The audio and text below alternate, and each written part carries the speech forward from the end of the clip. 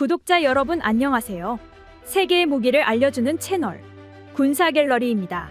최근 세계 시장에서 한국의 FA-50 인기가 심상치 않죠. 폴란드가 FA-50을 훈련기로 도입해봤더니 훈련기답지 않은 뛰어난 성능으로 유럽 전체에 관심을 끌었습니다. 또한 한국에서 개량에 성공한 이 미사일로 FA-50에 대한 관심이 더욱더 높아져만 가고 있는데요. 게다가 이 미사일은 한국의 주력 구축함인 충무공 이순신함에도 탑재될 예정이라는 소식도 전해졌죠. 이에 대해 북한 측은 엄청난 충격을 받은 듯 한국의 움직임은 결국 전쟁으로 이어질 것이라며 날선 반응을 보였습니다. 대체 전투기와 구축함 모든 기체에 탑재 가능한 이 미사일의 정체는 대체 무엇인지 지금부터 알아보도록 하시죠. 충무공 이순신 구축함은 광개토대왕급 구축함의 역할을 계승하는 우리 한국 해군의 기동부대인 제7기동전단의 주요 전력입니다. 오랜 기간 한국의 영해에서 활동하다가 중국과 일본이 해군력을 강화하자 충무공 이순신함도 개량을 거쳤는데요. 한국 해군 최초로 적의 레이더 탐지를 방해하는 스텔스 기술을 적용해 방어력을 압도적으로 강화시켰죠.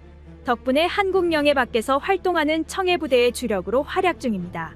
이렇게 동아시아의 그 어떤 구축함보다도 작전 지역이 넓은 충무공 이순신함에게 한국은 또 다시 개량을 단행할 예정인데요. 바로 철룡 소형화 계획이 그것입니다. 철룡 소형화 계획은 원래 KF-16과 FA-50에 탑재할 초장거리 공대지 미사일을 만들려는 계획이었는데요. 이 미사일을 개발하는 중에 한국은 소형화된 철룡을 충무공 이순신함에도 탑재할 수 있다는 확신을 가지게 된 것이죠. 500km 이상 떨어진 적의 주요 시설을 1m 내외의 오차로 명중시킬 수 있는 철룡 미사일을 충무공 이순신함에 장착할 수 있다면 북한에겐 그야말로 공포입니다. 북한 해군은 잠수함이나 유도탄함의 숫자가 훨씬 많은 비정상적인 해군인데요. 그렇다고 해서 만만하게 볼 상대는 아니었습니다. 북한은 동해와 서해 사령부를 합쳐 총 440여 척의 전투함을 가지고 있고 40여 척의 잠수함을 상시 대기시키고 있죠. 다만 북한 해군에게는 2000톤급의 구축함은 하나도 없습니다. 또한 이들에게는 컴퓨터에 의해 자동화된 사격 통제 장치가 없어 전쟁이 시작되면 한국 해군의 대대적인 공격에 완전히 무력화되고 말죠.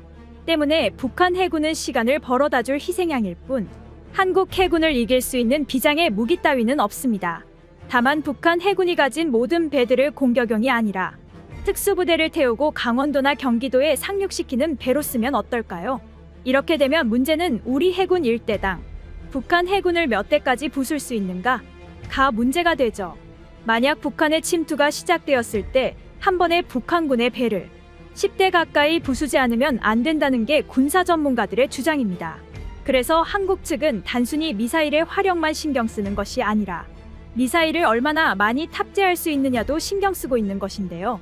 소형화된 철룡 미사일을 충무공 이순신함에 탑재할 경우 충무공 이순신함은 최대 북한의 배를 팔 때 가까이 분쇄할 수 있을 것으로 보입니다. 그래도 철룡 미사일의 화력을 한국 해군에 비하면 나룻배에 불과한 북한 해군에만 쏟아붓는다면 그것도 낭비라면 낭비라 할 수 있죠. 철룡 미사일은 개전 초기부터 북한 지휘부를 날려버릴 수 있는 초장거리 미사일이자 관통탄두를 가지고 있기 때문인데요. 거기다 레이더로 탐지 불가능한 스텔스 기능까지 가지고 있어 북한의 지휘부로서는 그야말로 날아다니는 저승사자와 다를 바 없습니다.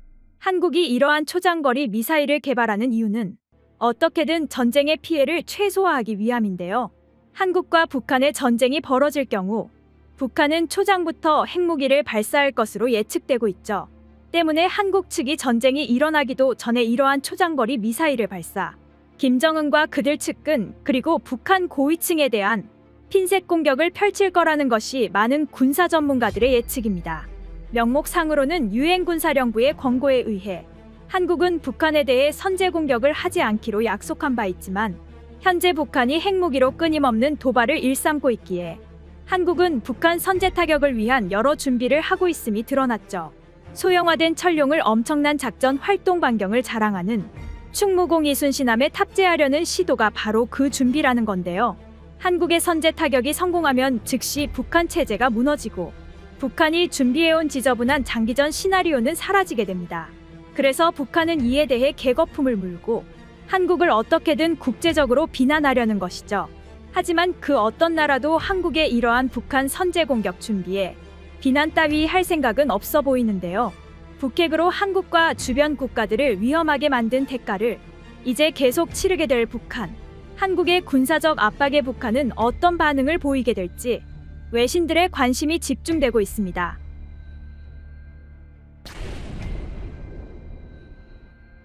북한의 혈맹국이라 불리던 중국마저도 한국의 대북 군사적 압박에 태클을 걸고 있지 않습니다. 최근 폼페이오 전 미국 국무장관의 회고록 한치도 양보하지 말라 해서 드러난 김정은의 생각 때문이라는 게 군사 전문가들의 판단이죠. 김정은은 폼페이오의 방북 당시 중국 공산당으로부터 나를 보호하는 것은 주한미군이다. 중국은 북한을 티베트처럼 다루기 위해 미군 철수를 주장하고 있다. 세계에서 가장 위험한 자는 시진핑이다.